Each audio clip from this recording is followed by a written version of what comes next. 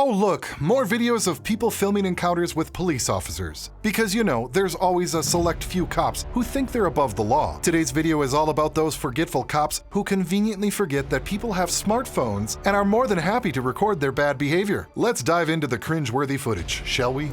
Oh boy, this cop pulled someone over for who knows what reason, and he couldn't even bother to explain it. But hey, guess what? The guy he pulled over happened to be well-versed in his rights and wasn't going to let this power-hungry cop walk all over him.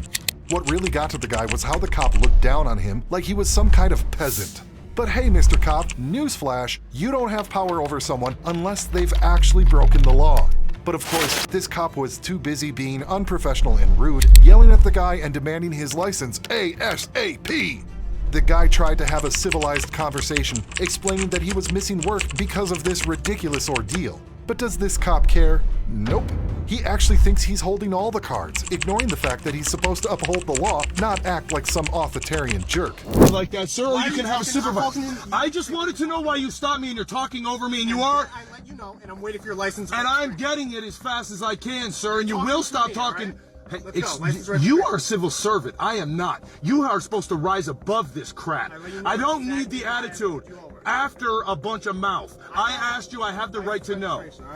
You will slow your roll with me, sir, and you will approach me with a better attitude, or you can just walk away and get a supervisor here. You're giving me an attitude when you approach my car. I asked you to tell me. I can get you a supervisor.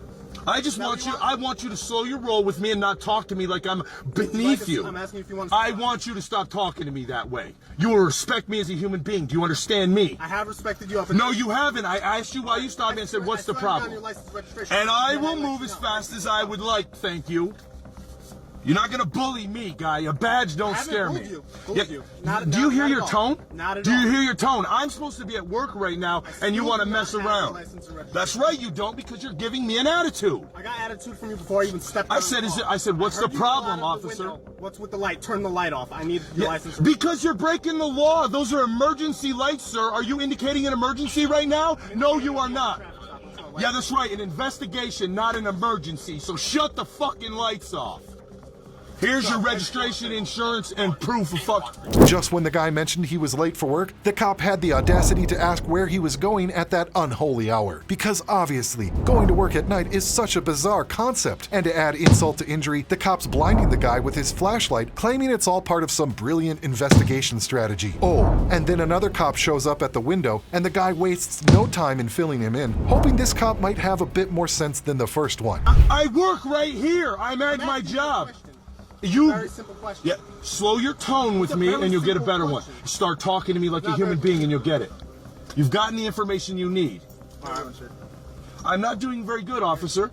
The gentleman comes up to my car. I said, what's the problem, officer? He shines his spotlight in my face, and I understand that's for his protection. I asked him to turn the light off because he was blinding me. And then I said, what seems to be the problem, officer? And he wants to raise his voice to me and tell me license and registration. I said, that would be fine, sir, as soon as you tell me what I've done.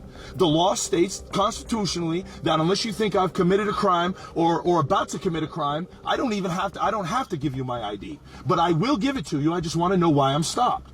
That's it, because I'm at my job on private property, and so I can't imagine why there's a cop behind me at my job on private property stopping me because he says my. Oh look, the arrival of a new police officer seems to have brought some sense into the previous idiot. Sure, his ego is still too inflated to apologize and walk away, but he musters up enough courage to explain himself to the guy. He starts off with the usual spiel, insisting that the guy needs to understand that Mr. Cop was just doing his job and stopped him because he was being loud. But hey, why couldn't he have mentioned all that right from the start? Instead, he decided to kick things off on the wrong foot with a confrontational tone. Maybe he should consider taking a crash course in the basics of his job and how it's supposed to be done. Because, spoiler alert, whenever a cop approaches someone, it's not too much to ask for a simple explanation, right? I'm just gonna talk to you for a moment. I pulled you over for your loud muffler, all right? It doesn't have to be a crime for me to pull you over. It is a violation. It's loud. I heard it inside my car, okay?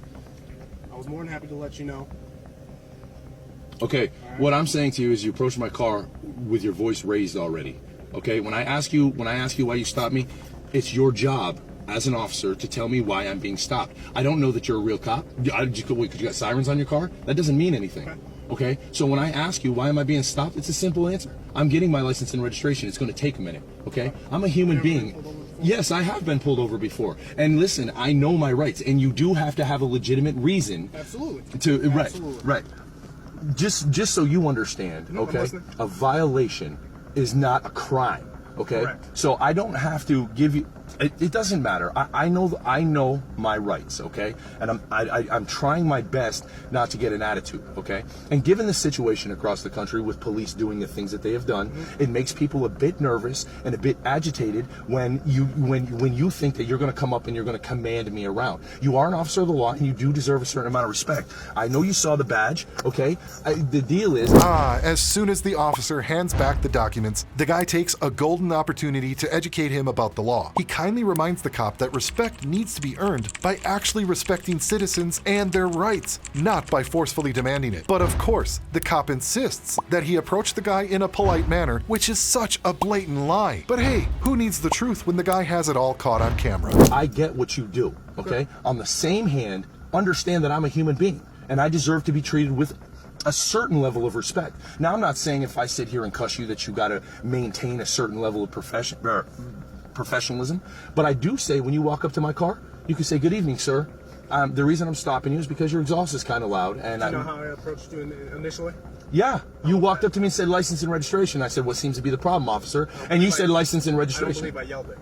Well, okay, your tone, then you want to take a class on addressing people because you have sarcasm and you're short with your answers, okay? And thank you very much. I appreciate that. Because it's not a huge deal. Just thank you. Make sure you get it fixed. You know, there's nothing saying that you won't be stopped as soon as you leave here, all right? Okay, I understand that. Have a good night. Thank you.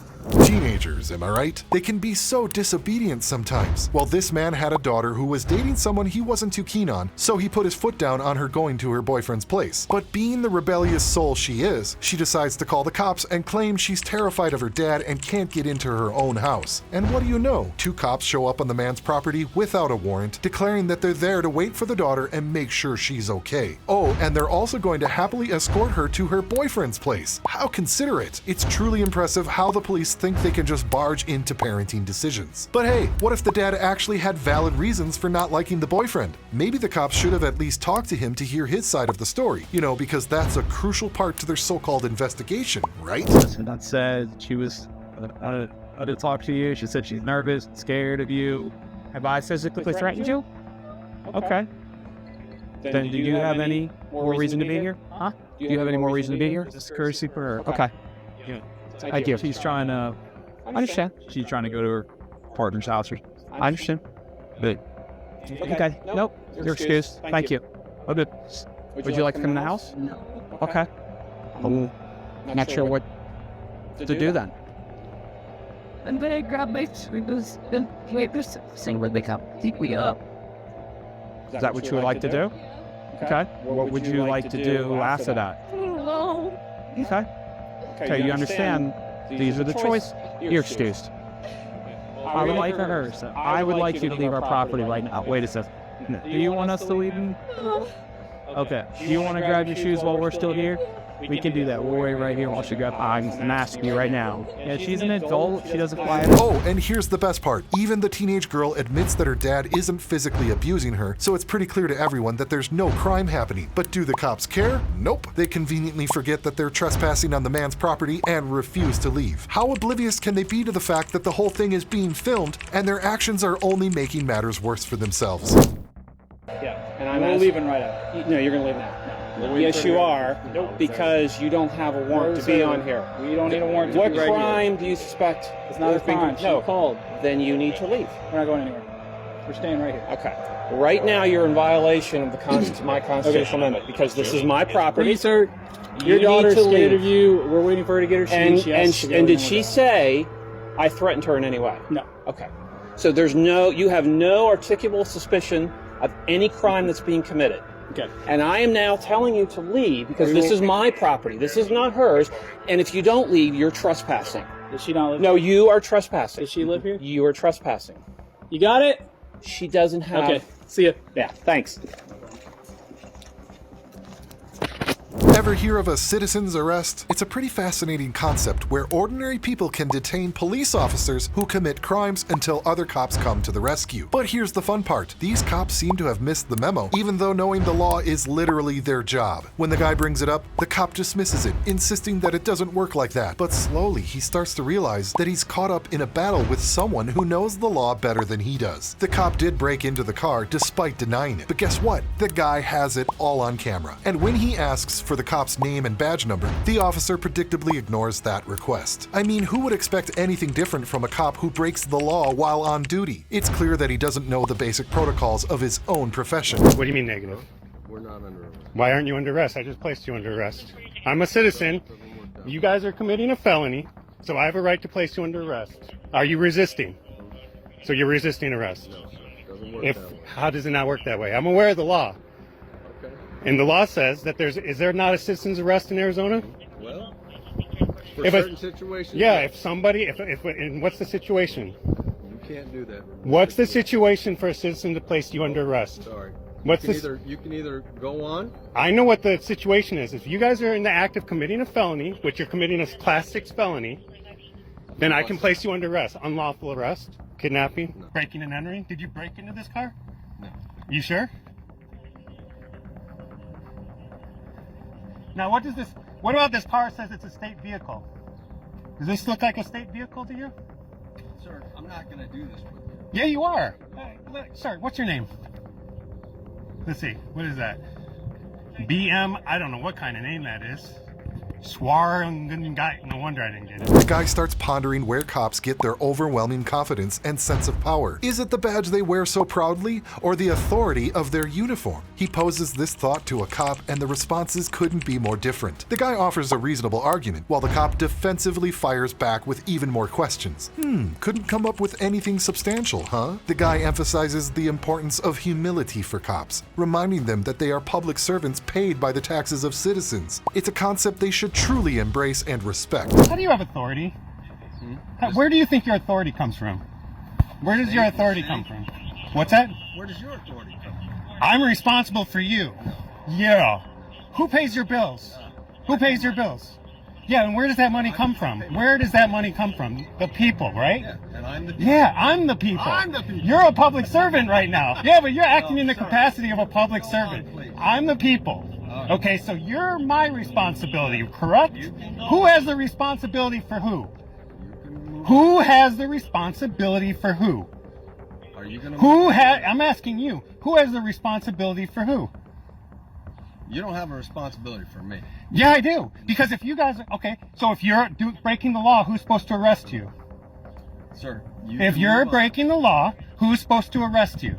Oh, the joys of watching cops try to apprehend someone from a different state subject to slightly different laws. It's truly fascinating how some police officers believe they're exempt from the law and can freely arrest people for breaking it. But do they face any consequences when they mess up? Nope, not a chance. So who's actually there to arrest the cops when they make mistakes?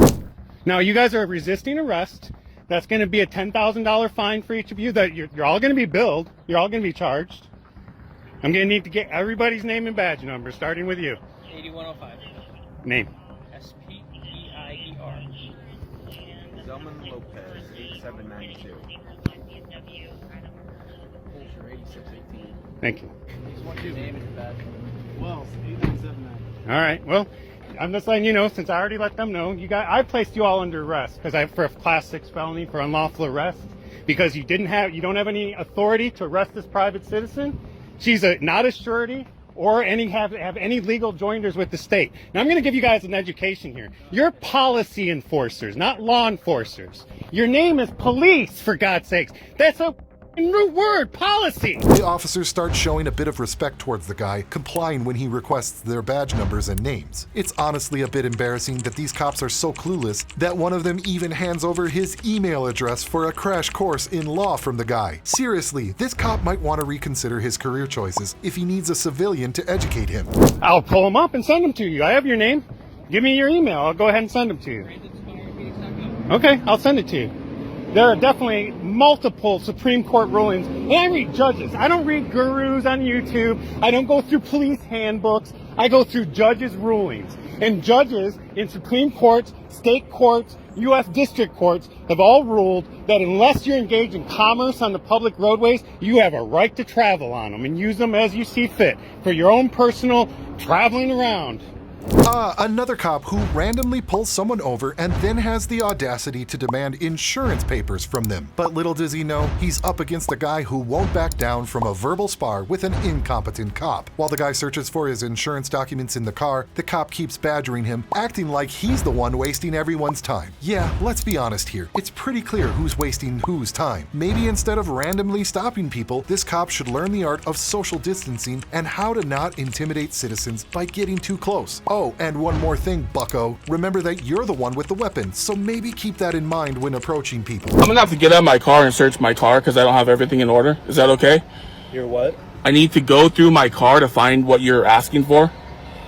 You don't have your insurance? I have it. It's in my car. I need to find it. I don't need the attitude from you. Oh, cool. I don't need to be pulled over by you for nonsense because I told you I wasn't breaking the law. I passed the guy. I told you that. And if you don't like that, well, that's it. Make a complete. You sound like a liar. You sound like a liar. Okay. Do you not have your insurance? I have my insurance. I'm going to call your superior in 5 seconds. Okay. Go ahead. You sure? Yeah. Okay. I'm going to roll up this window and lock the door for my safety. Find your insurance. No, you told me I couldn't get out of the car. That was until you until you opened the door. You told me I couldn't get out of the car. Look for your insurance and registration. I need to look for it. My car. Are you refusing me to leave the vehicle? Yes or no? You can leave the vehicle. Step away from the car. Step away from the car. Step away from the vehicle. So where's your insurance and registration? I'm looking for it. Where is it at? In my car. You're getting really hostile, aren't you? I'm not. You are. I can see you. Okay. You want to wait in your car so I can look for it? I don't really like you hovering over me. I really don't like it. Where's your insurance? When the guy threatens to call the officer's superior, the cop remains unfazed, acting like he did everything by the book and it's the guy who's in the wrong. Ah, the classic case of an inflated ego. But of course, he can't handle the situation alone, so his coworker comes to his rescue. And to make matters worse, the cop who stopped the guy blatantly lies about the reason for the stop, claiming he saw something suspicious in the guy's car while driving. But here's the thing, buddy. The guy knows you were nowhere near his car when you supposedly spotted something suspicious. You were trailing way behind him on the road and only sped up to catch him. Seems like someone was just looking to stir up trouble out of boredom at work. I can do that. Do you have to stand over me? Do it. I'm gonna stand right here. You're gonna stand right here. I am. Pretty weird, huh? We'll deal with that. The stop's not done because the guy went like 80 miles an hour down the road to catch up to me. Okay. See the camera on the back of the car? Caught all of it. So okay. The guy's definitely not know what he's doing, obviously. How can you see me when you weren't even near me? I was on 12th. Where were you on 12th? On Rainier. On Rainier? Off what street? Off of 12th. Off 12th and what? So, how about you get the information that you're required to provide us? I'm looking for it. Okay. I'm looking for it. And I got this guy talking to me too, so.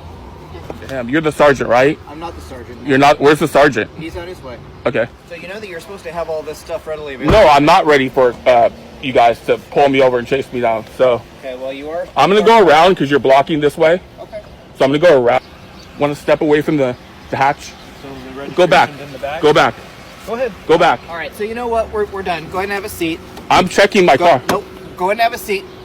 Okay, so Finally, the supervisor shows up for backup. The guy shares his encounter with the two idiot cops with him, explaining that he wasn't speeding like the first officer claimed, but he was simply passing another vehicle. But lo and behold, the supervisor proves to be just as clueless as the officers under his command. He looks lost and unsure of what to do. It would be a great start if he actually took the time to educate his officers and teach them how to behave properly. But who are we kidding? Maybe he needs to learn how to do the job himself first. no. I said okay. So I'm checking it. I find my car insurance. The guy with the glasses says, "We're done. We're done." He starts screaming, "We're done. We're done. Get back in your car now. Get back in your car." And he starts holding his vest like a tactical formation. So basically, they're playing like a double jeopardy role where they're telling me to get my stuff, and then when I'm starting to find it, they tell me, "Get back in my car." Okay, so how can I help you? I need to go get my registration, first of all, so he doesn't write me a ticket for not having registration, because I do have registration.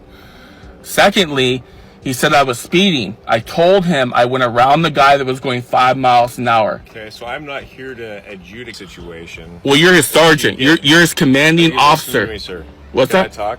I'm talking. Oh, go I'm ahead. talking. You're his commanding officer. You're supposed to reprimand him. If he's doing wrong, you're supposed to reprimand him. So if you think you're playing adjudicator, you're not. You're playing your role. Your role as a commanding officer is to oversee your officers.